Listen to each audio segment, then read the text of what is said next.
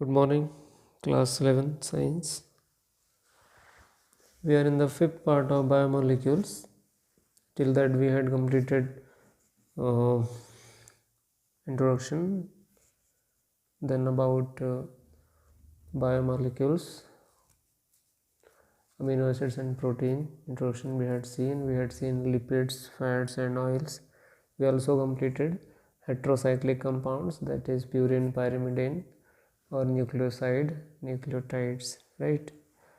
Now we are moving forward, and the topic is now classification of biomolecules on the basis of molecular weight. उनके molecular weight के हिसाब से हम biomolecules को classify करते हैं. तो उनके मोलिकुलर वेट के हिसाब से biomolecules are classified into two category, that is micro biomolecules या सिंपली हम बायोमोलिक्यूल बोल देते हैं. एंड सेकेंड कैटेगरी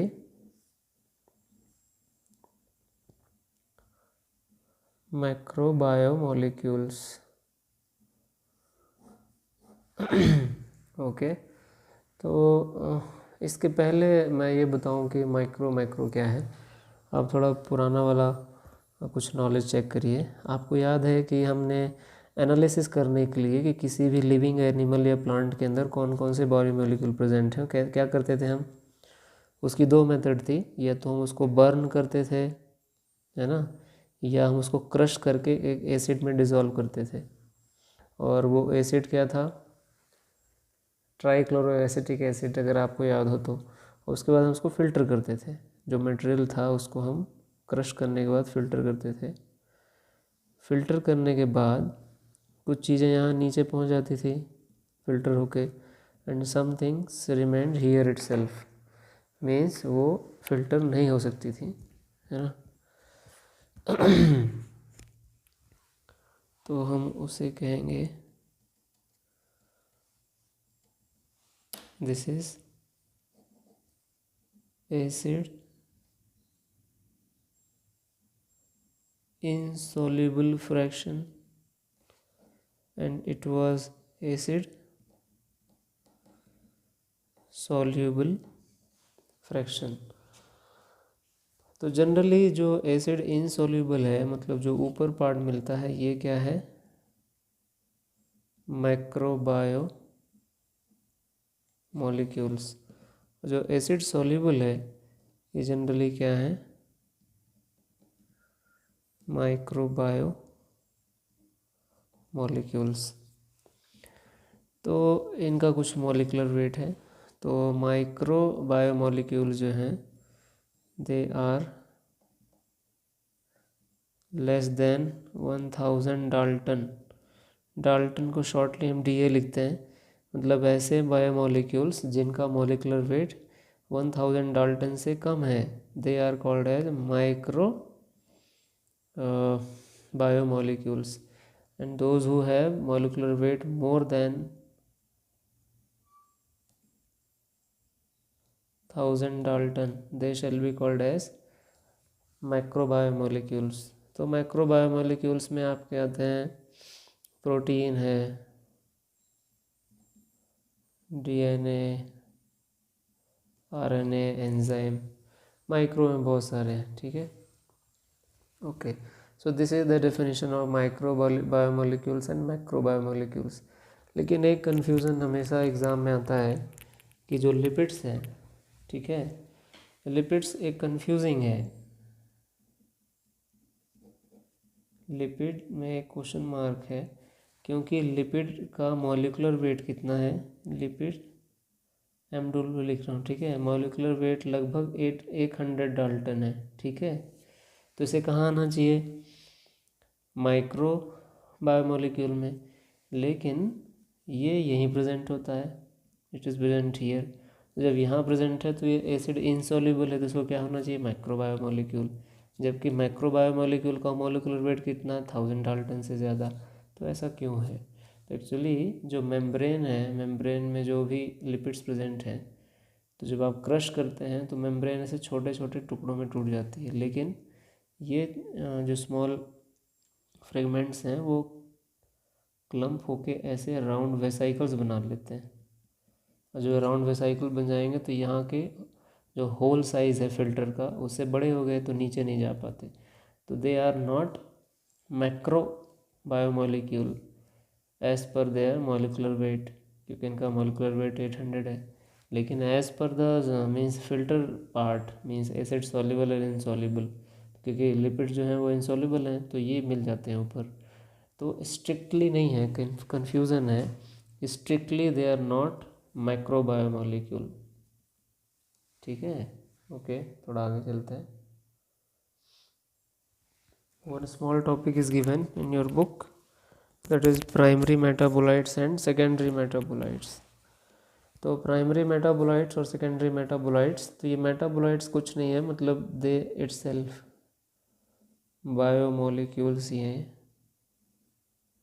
दूसरे टर्म में मेटाबोलाइट्स को हम बायोमोलिक्यूल्स बोल सकते हैं, क्योंकि metabolism is a process of breaking and making, so whatever we are studying, whatever products are present inside the cell or inside the body of any plant or animal, they are the result of metabolism process. जैसे respiration is also a metabolism process, right? Okay, तो primary and secondary metabolites क्या हैं आपके book में है, जिसका function known है, ठीक है, नोन फंक्शंस, ऐसे मॉलिक्यूल्स जो किसी सेल में प्रेजेंट हैं और उनका फंक्शन भी नोन है, they are called as primary, and the function is unknown. मतलब कुछ ऐसी चीज़ें प्रेजेंट हैं प्लांट में, एनिमल में, जिनके फंक्शंस अननोन हैं, इन्हें हम क्या कहते हैं, secondary.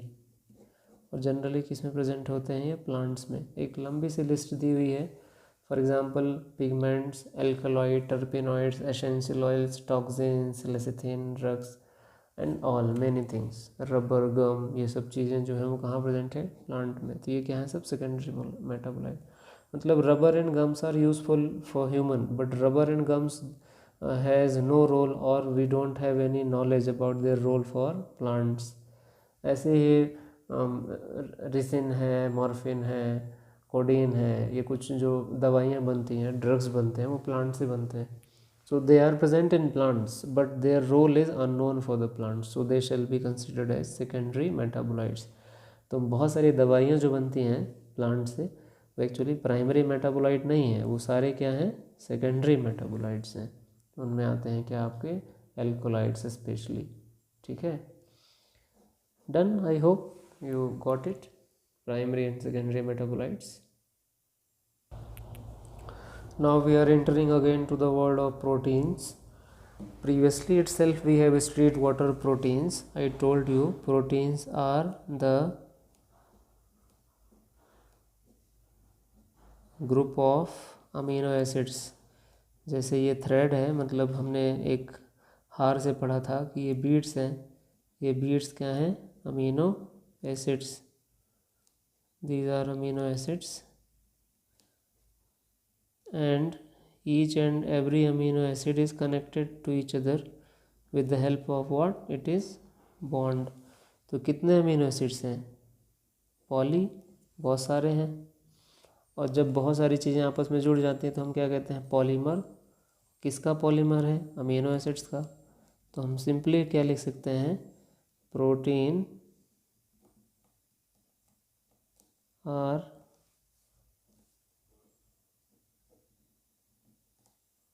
Polymer of amino acids. Proteins क्या हैं, अमीनो एसिड्स के पॉलीमर हैं। ठीक है, ओके। अब एक्चुअल में ये बीच का जो बॉन्ड है उसका नाम आपको अब याद रखना पड़ेगा। दो अमीनो एसिड के बीच का जो बॉन्ड है that is called as peptide bond. और आपको अभी का टारगेट यही है कि दो अमीनो एसिड के बीच में पेप्टाइड बॉन्ड कैसे बनता है। ठीक है, ओके। अब तो पहले अमीनो एसिड याद करिए, हमने पढ़ा है अमीनो एसिड कितने होते हैं। कई टाइप से क्लासिफिकेशन है, कुछ बेसिक होते हैं, कुछ एसिडिक होते हैं, कुछ न्यूट्रल होते हैं, कुछ एसेंशियल होते हैं, कुछ नॉन एसेंशियल्स होते हैं। अब टोटल कितने हैं, 20। ये आपको पता है। टोटल अमीनो एसिड्स 20, और इस 20 अमीनो एसिड का कॉम्बिनेशन भी हमने देखा था कि जब 0 to 9 जो नंबर है उसके इतने कॉम्बिनेशंस हो सकते हैं, तो 20 अमीनो एसिड्स के कितने कॉम्बिनेशंस हो सकते हैं। सो मिलियन कॉम्बिनेशंस आर पॉसिबल, ठीक है। बट टोटल अमीनो एसिड कितने हैं, 20। अब देखते हैं और क्लासिफिकेशन थोड़ा अमीनो एसिड्स का।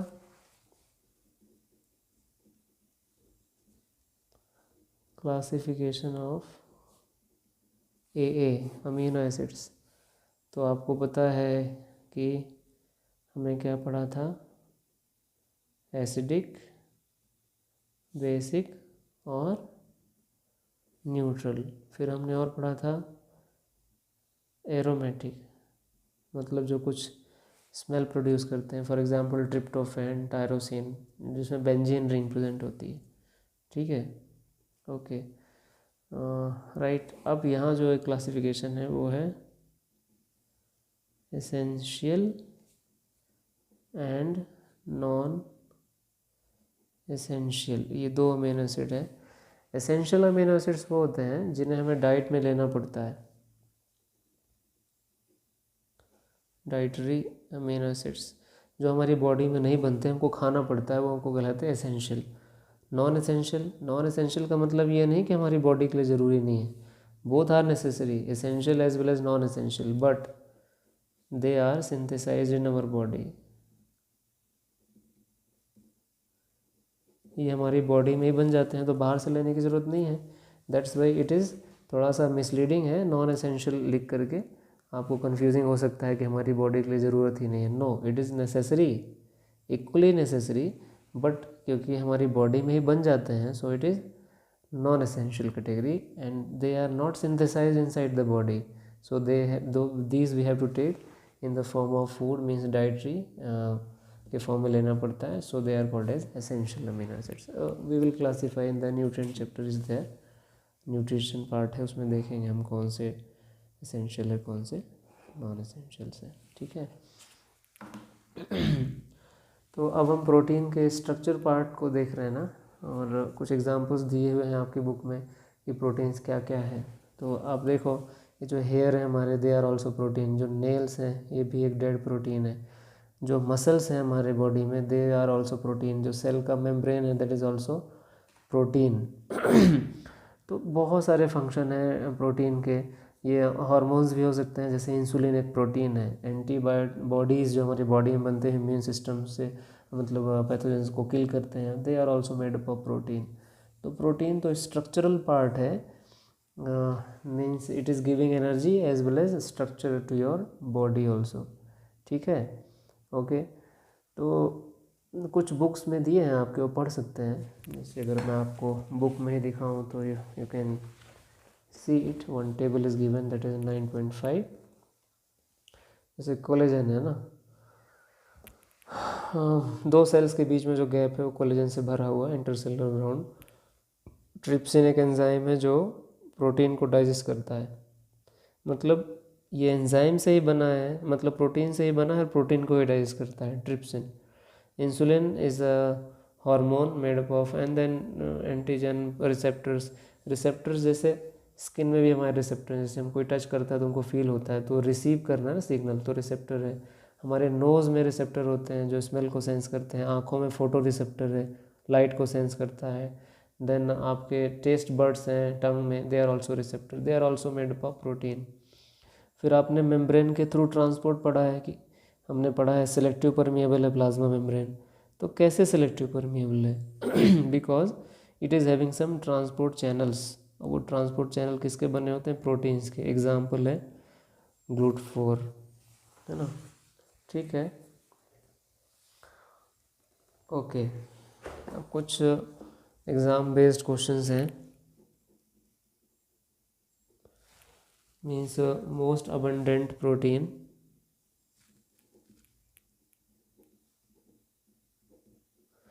मतलब जो सबसे ज़्यादा पाए जाते हैं। तो देखते हैं एनिमल्स में, तो एनिमल्स सबसे ज़्यादा प्रोटीन जो एनिमल्स में है वो है कोलेजन। कोलेजन फाइबर, अगर आपको याद नहीं हो तो आप क्लास 9th का बुक उठा करके या अपने 11th की बुक में टिश्यू चैप्टर में जाएंगे, वहाँ एरियोलर कनेक्टिव टिश्यू अगर आप चेक करेंगे तो आपको कोलेजन फाइबर्स मिलेंगे, फाइब्रोब्लास्ट सेल से निकलते हैं। They are also made up of protein. Cilia flagella आपने पढ़ा, they are also made up of protein. Even जो आपने सेंट्रोसोम सेंट्रियोल पढ़ा, they are also made up of protein. Tubulin वगैरह जो है वो एक तरह का प्रोटीन है, ठीक है। और होल वर्ल्ड, पूरी दुनिया में जो सबसे ज़्यादा एंजाइम पाया मतलब प्रोटीन है, वो है एक तरह का एंजाइम जिसका शॉर्ट फॉर्म है रूबिस्को।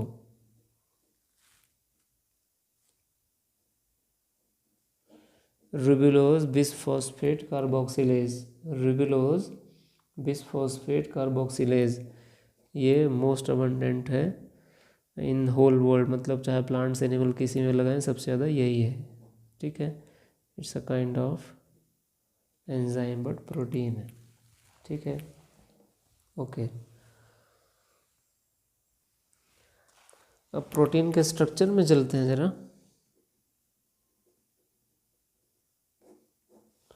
तो पहले सिंपल अमीनो एसिड का फॉर्मूला आपको याद है, क्या पढ़ा था हमने? NH2 CH यहाँ पर हमने जोड़ा था R, मतलब कोई भी चेन जुड़ जाएगी, OH हो सकता है या H भी हो सकता है। तो ये सिंपल अमीनो एसिड है। इसको हम किधर से गिनते हैं? ये हमारा राइट हैंड साइड है और ये है लेफ़्ट। तो लेफ़्ट में क्या है? C, तो इसे बोलते हैं हम C टर्मिनल। और इधर क्या है? N, तो इसे हम क्या बोलते हैं? N terminal.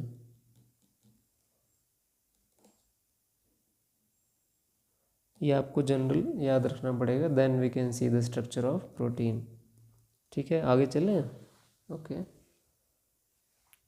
ओके। तो स्ट्रक्चर थोड़ा प्रोटीन का डिटेल में आप देखेंगे तो प्रोटीन के वैसे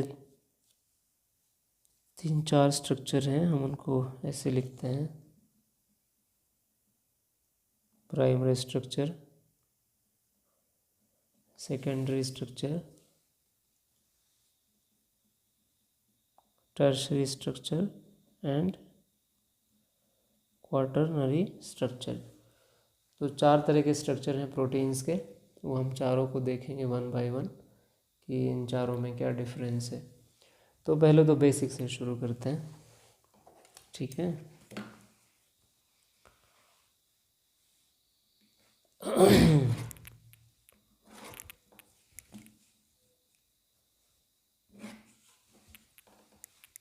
अब अभी आपने पढ़ा कि प्रोटीन्स क्या हैं? पॉलीपेप्टाइड चेन या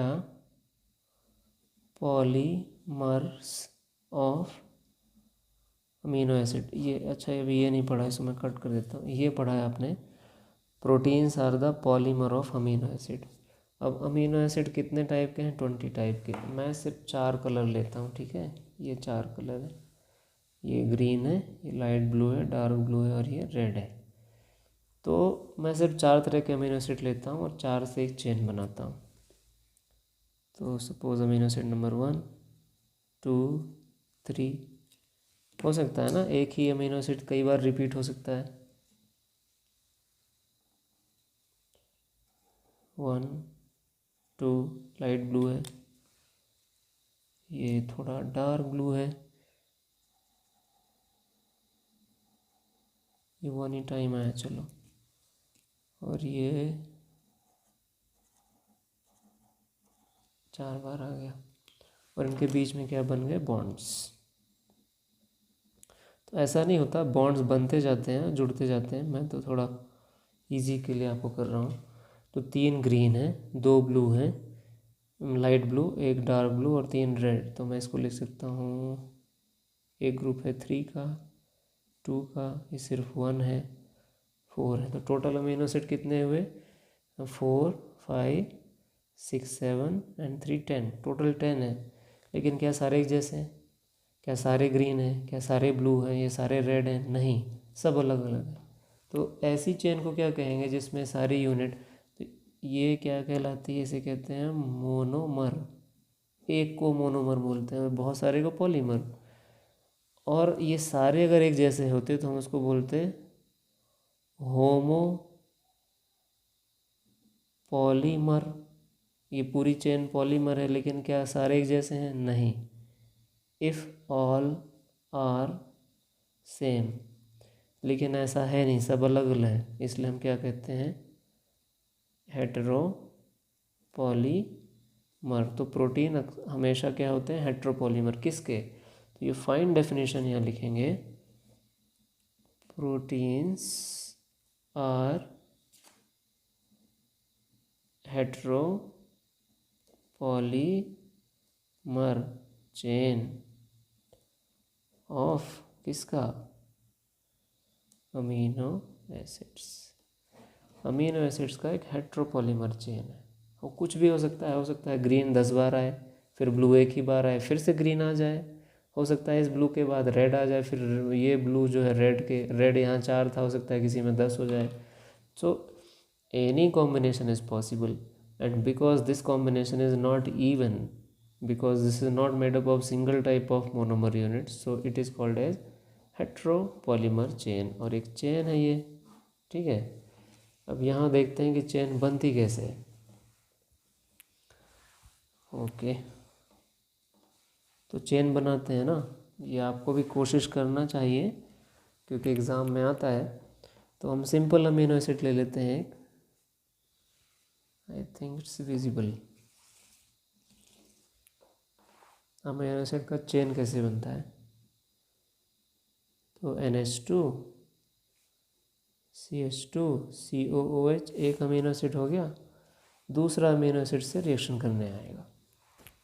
मान लो हम सेम ही ले लेते हैं एज इट इज़, तो दूसरा अमीनो एसिड मान लो वो भी कैसा है लेकिन ये ध्यान रखना है, जब एक अमीनो एसिड दूसरे अमीनो एसिड से जुड़ने आता है तो अपोजिट में आता है। जैसे इसका C टर्मिनल इधर है, तो इसका कौन सा टर्मिनल आएगा? N। तो H2N, इधर HCOOH, ठीक है। तो इसमें क्या होगा देखो, इसका OH,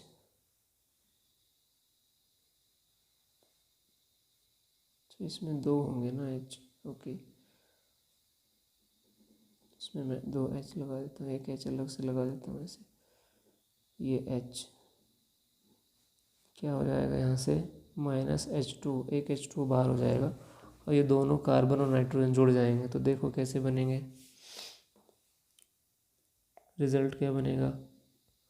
NH2 CHH था ही, ये कार्बन, इसका हो जाएगा डबल बॉन्ड, ये हो जाएगा N, इसका H, और CH तो था ही, COOH। तो ये जो बॉन्ड बना, यहाँ तक पहला अमीनो एसिड है और यहाँ से दूसरा अमीनो एसिड शुरू हुआ। This bond is called as peptide bond. और कितने अमीनो एसिड हैं इसमें? 2, तो कहलाएगा डाईपेप्टाइड। बॉन्ड एक ही है लेकिन 2 अमीनो एसिड्स हैं, तो कहेंगे हम इसको डाईपेप्टाइड।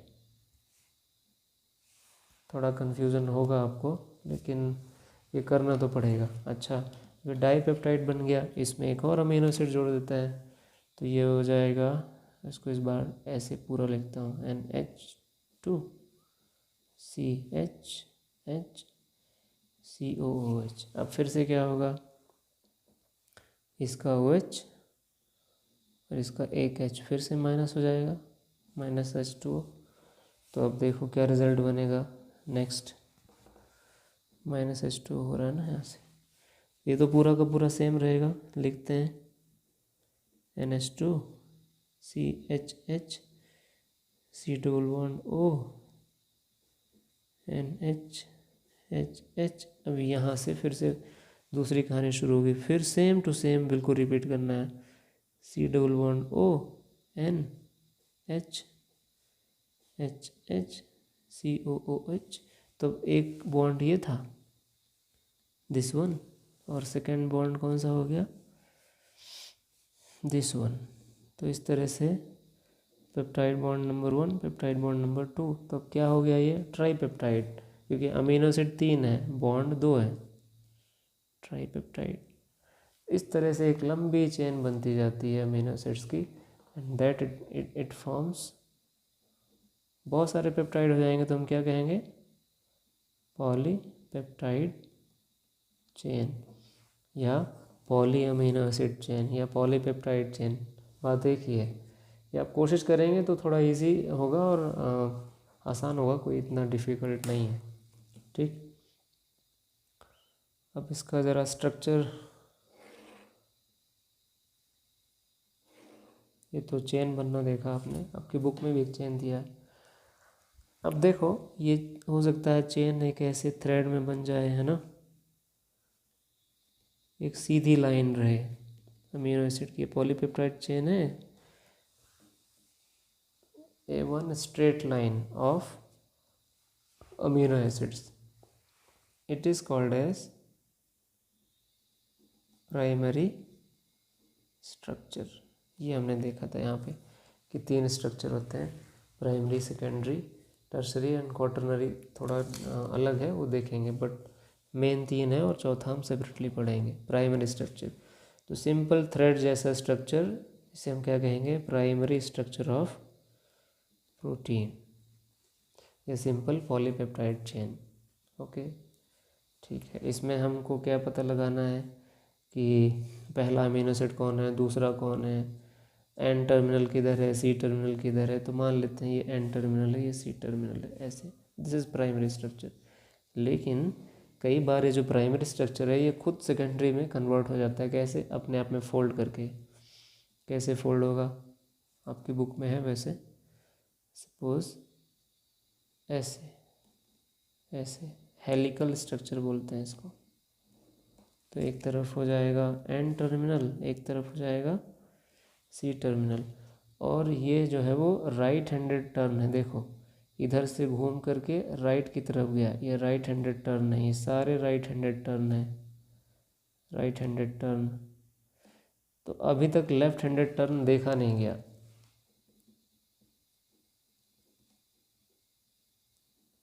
राइट हैंडेड हेलिकल मतलब सीढ़ी जैसे बन जाता है, it is called as secondary structure.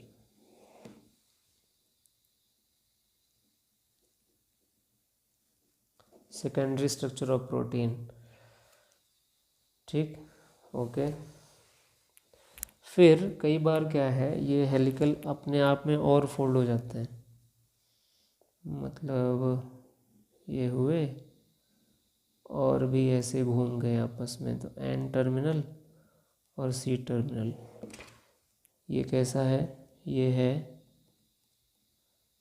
Tertiary structure. ये बहुत important, it is very important, tertiary structure of the protein. Tertiary structure protein ही क्या बनाते हैं, एंजाइम्स। अगर आप इसको इस फॉर्म से इस फॉर्म में ले आओ या इस फॉर्म में ले आओ तो ये फिर फंक्शनिंग नहीं है, इट इज़ फंक्शनल। ये स्ट्रक्चरल हो सकता है, ये स्ट्रक्चर बनाने के काम आ सकते हैं, लेकिन जो एंजाइम है, एंजाइम तो एक बायो एक्टिवेटर का काम करते हैं, चीज़ों को थोड़ा सा स्पीड अप देते हैं, तो ये वर्किंग है। तो एंजाइम अगर बनाना है तो प्रोटीन को हमें कौन से स्ट्रक्चर में लेके आना पड़ता है, टर्शरी पे। So tertiary structure of protein is functional, biologically active, and it is working as enzyme. अब कई बार हमारी डेथ हो जाती है अगर बहुत ज़्यादा हीट लग गया हमको। उसका रीज़न क्या है कि अगर आपने इसको हीट किया तो ये इसमें कन्वर्ट हो जाएगा, और ये किस में कन्वर्ट हो जाएगा, प्राइमरी में। तो tertiary can be convert into secondary, secondary into primary, और प्राइमरी और टूट जाएगा हीट से। तो एक्चुअली हमारी डेथ जो है वो हीट से डायरेक्ट नहीं हो रही है, हीट के कारण जो हमारे एंजाइम जो डिस्ट्रॉय हो जा रहे हैं, due to that we are dying. तो ये टर्सरी स्ट्रक्चर मेंटेन रखना बॉडी के लिए बहुत ज़रूरी है। इसलिए जब हमको गर्मी लगती है तो हमारी बॉडी स्वेट रिलीज़ करती है ताकि बॉडी ठंडा हो जाए, so that these enzyme can do their work. Otherwise it's not possible to maintain living condition inside the body. Getting I think what I am saying. तो ये जो चेन ऐसे लॉन्ग चेन है तो प्राइमरी स्ट्रक्चर, वो long chain आपस में coil हो गया, helical structure then it is secondary, and और वो और आपस में कॉइल हो गया then it is tertiary and it is functioning. Last देखते हैं क्वाटरनरी। क्वाटरनरी देखने से पहले आप ये देखो, इसमें एक ही चेन है, इसमें भी एक ही चेन है, बट एक्चुअली फोल्डिंग होगी। इसमें भी एक ही चेन है बट फोल्ड हो गया है। लेकिन क्वाटरनरी में क्या होगा, फॉर एग्जांपल मान लो ये एक चेन है, ठीक है, उसमें से एक दूसरा चेन जुड़ गया, ठीक, उसमें से एक और तीसरा चेन जुड़ गया, उसमें से एक और चौथा चेन जुड़ गया। तो ऐसे जब कई पॉलीपेप्टाइड चेन, तो इसका एन सी, इसका C N C N C N, ऐसे अलग अलग टर्मिनल जो होते हैं वो जुड़ जाते हैं। मतलब कई चेन, जैसे एक थी ऐसे कई चेन बनेंगे और सब आपस में जुड़ के कंबाइन हो जाते हैं, then it is called as quaternary structure. इसका भी एक यूज़ है, बहुत इम्पोर्टेंस है क्वाटरनरी स्ट्रक्चर का। इन्हें कॉन्जुगेटेड प्रोटीन्स भी बोलते हैं। इसमें हो सकता है इस चेन की जगह कोई मेटल हो, है ना, ये भी हो सकता है इसमें। फॉर एग्ज़ाम्पल इसका एग्ज़ाम्पल मैं यहीं कंटिन्यू करता हूँ। एग्ज़ाम्पल है हीमोग्लोबिन, शॉर्टली हम क्या लिखते हैं HB। तो HB में क्या है, बीच में आयरन है और आयरन से जुड़े हुए 4 ऐसे अमीनो एसिड के ग्रुप हैं, अल्फ़ा अल्फ़ा बीटा बीटा। ये 4 चेन है, बीटा की 2 चेन है, अल्फ़ा की 2 चेन है, और दोनों अल्फ़ा बीटा मिलकर के क्या बनाते हैं, हीमोग्लोबिन, बीच में आयरन है। तो एक तरह का क्या प्रोटीन है ये, क्वाटरनरी प्रोटीन है। Haemoglobin is a quaternary protein in which 2 alpha and 2 beta chain, मतलब alpha chain and beta chain दो दो फॉर्म में, टोटल 4 यूनिट है, और 4 यूनिट मिलकर के क्या बना रहे हैं, एक haemoglobin. So this is quaternary structure. तो प्रोटीन्स बहुत ही इम्पॉर्टेंट हैं हमारी बॉडी के लिए, एनर्जी भी देते हैं, एंजाइम का भी काम करते हैं, ट्रांसपोर्टेशन में भी काम आते हैं, रिसेप्टर है, and many things. So I hope you have understood it, and if you don't understand, you can ask it again. Okay, thank you.